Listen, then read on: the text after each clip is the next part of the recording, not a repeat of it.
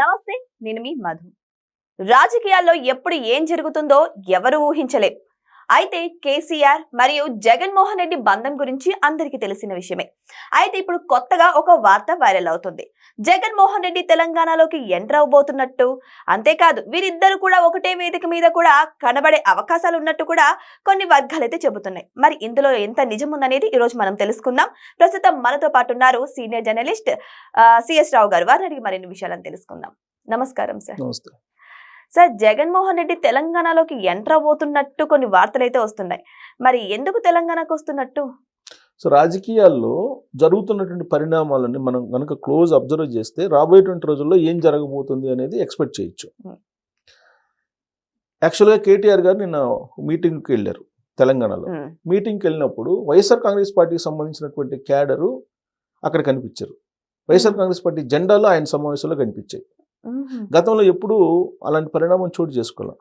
ఒకవేళ ఆ రెండు పార్టీలు ఒకటైనప్పటికీ కూడా ఒకరికొకరు సహకరించుకుంటున్నప్పటికీ బట్ జెండాలు వీళ్ళ సభల్లో కనిపించినటువంటి దాఖలాలు లేవు. కానీ కేటీఆర్ గారి సభలో వైఎస్ఆర్ కాంగ్రెస్ పార్టీ జెండాలు పట్టుకొని అక్కడ కొంతమంది క్యాడర్ కనిపించారు అనేది నిన్న బహిరంగంగా చూసాం. ఇక జగన్మోహన్ రెడ్డి గారు రాయలసీమ ద్రోహి చంద్రబాబు నాయుడు గారు అని ఒక నినాదాన్ని తీసుకున్నారు. తీసుకొని ఇక్కడ తెలంగాణ వాళ్ళ కోసం ఆయన రాజీ పడ్డాడు, రాయలసీమకు ద్రోహం చేస్తున్నారు అని చెప్పేసి టార్గెట్ చేయడం మొదలుపెట్టారు ఇవాళ జగన్మోహన్ రెడ్డి గారు. అంటే ఈ మొత్తం పరిణామాలు కనుక చూస్తుంటే రాబోయేటువంటి రోజుల్లో చంద్రబాబు నాయుడు గారి కూటమి తెలంగాణలోకి రాబోతుంది అనేటువంటిది ఈ మధ్యకాలంలో వినిపిస్తుంది. అది అఫీషియల్గా కొండగట్టుకు వచ్చినటువంటి పవన్ కళ్యాణ్ గారే లీక్ చేశారు, చెప్పారు కూడా. మేము గ్రేటర్ హైదరాబాద్ ఎలక్షన్ నుంచి మేము రాబోతున్నాము, కూటమి రాబోతున్నాము అని చెప్పి. అయితే కూటమి రావట్లేదు అని చెప్పి మాత్రం ఇవాళ బీజేపీ తెలంగాణ అధ్యక్షుడు రామచంద్ర గారు చెప్పారు.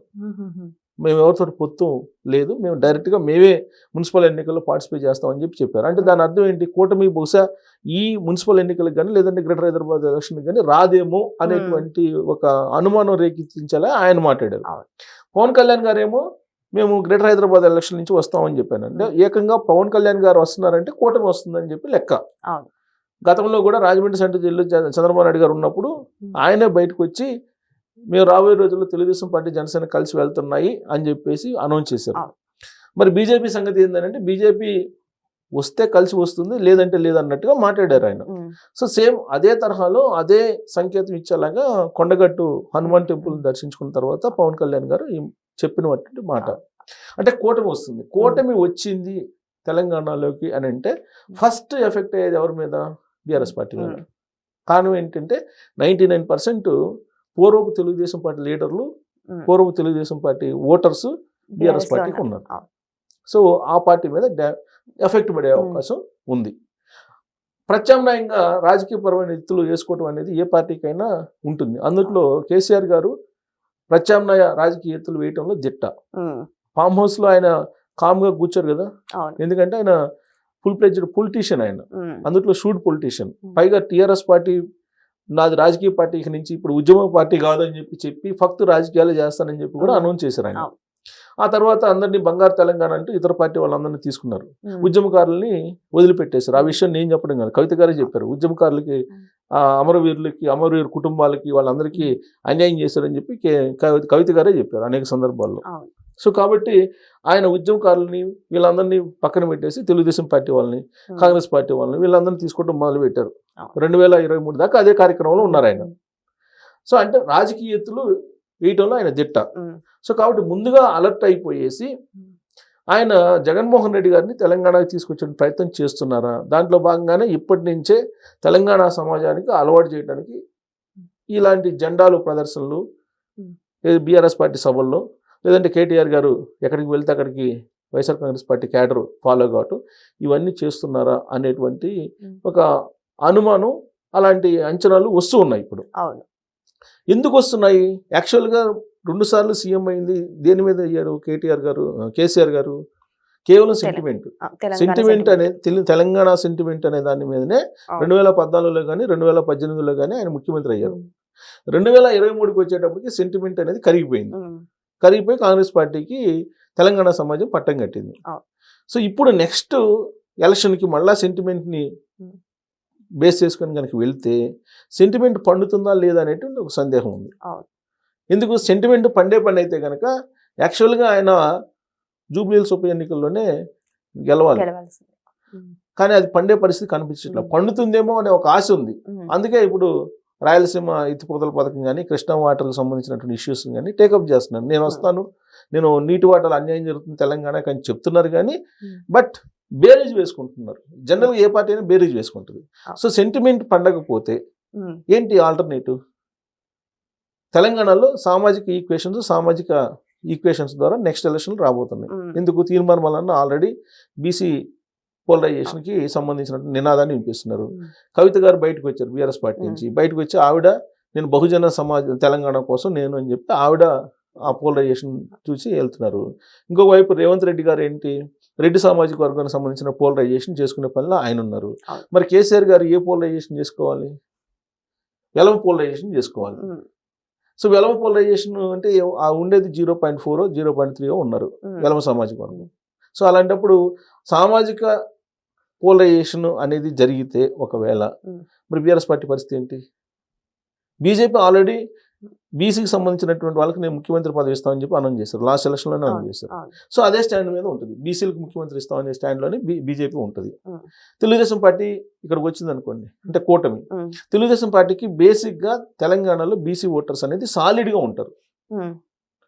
బీసీలు ఇప్పటికీ కూడా పార్టీ ఒకవేళ ఇక్కడ పోటీ చేయకపోయినప్పటికీ కూడా బీసీలు క్యారీ అవుతుంటారు ఆ పార్టీతోటి. ఇవాళకి కూడా 15% ఓట్ బ్యాంక్ ఉందని చెప్పి వి ప్రకాష్ గారు one of the TRS party founder నా ఇంటర్వ్యూలో చెప్పారు ఆయన. అంటే 15% ఓట్ బ్యాంకు ఇవాళ కూడా ఉందండి బీసీ ఓట్ బ్యాంకు. సో బీసీలు తెలుగుదేశం పార్టీ వైపు వస్తారు. బీజేపీ ఆల్రెడీ బీసీ సీఎం అని అనౌన్స్ చేశారు. ఇక కాపులు, మున్నూరు కాపులు లేకపోతే వీళ్ళంతా పవన్ కళ్యాణ్ గారిని చూసి వస్తారు. అప్పుడు కూటమికి మీకు సోషల్ ఇంజనీరింగ్ కనిపిస్తుంది. సరే, కాంగ్రెస్ పార్టీకి సోషల్ ఇంజనీరింగ్ కనిపిస్తుంది.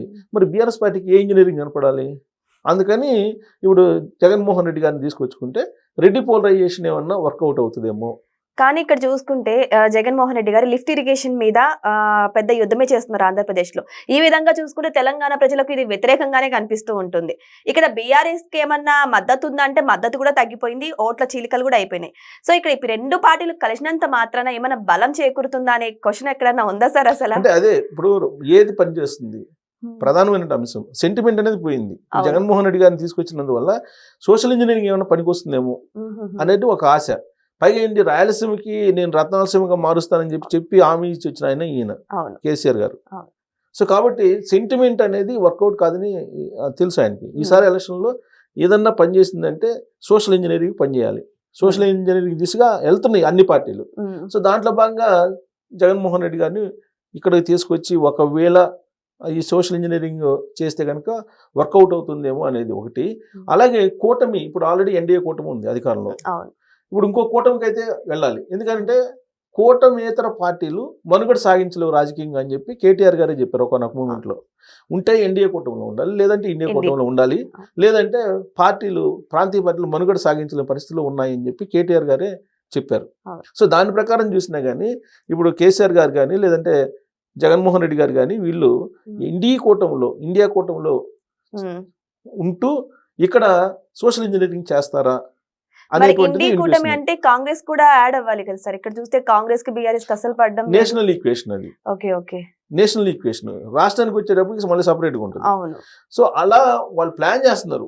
అంటే మొత్తం మీద సోషల్ ఇంజనీరింగ్ అనేది లేకపోతే ఇక్కడ వర్కౌట్ కాదు అనేటువంటి యాంగిల్లో జగన్మోహన్ రెడ్డి గారిని ఇక్కడ తీసుకొచ్చే అవకాశం లేకపోలేదు. దానికి సంకేతం వైసీపీ జెండాలు కేటీఆర్ గారి సమావేశంలో. సో ఏదేమైనా సరే జగన్మోహన్ రెడ్డి మళ్ళీ ఇక్కడ తెలంగాణకు రాబోతున్నట్టు, ఇక్కడ పోటీ చేస్తున్నట్టు వార్తల్లో నిజం లేకపోలేదు అని కూడా చాలా మంది అంటున్నారు. మరి వెయిట్ చేసి చూద్దాం. ఆంధ్రప్రదేశ్ ప్రజలైతే లాస్ట్ టైం జగన్మోహన్ రెడ్డిని మాత్రం ఆదరించలేకపోయారు. ఇక్కడ బీఆర్ఎస్ పరిస్థితి కూడా అదే విధంగా ఉంది. మరి వీరిద్దరూ కలిసిన తర్వాత కూడా ఏమైనా బలం చేకూరుతుందా లేదా, ఇప్పటికైనా వీళ్ళు ఫామ్ లోకి వస్తారా లేదా అనేది వెయిట్ చేసి చూద్దాం. Thank you so much. Thank you.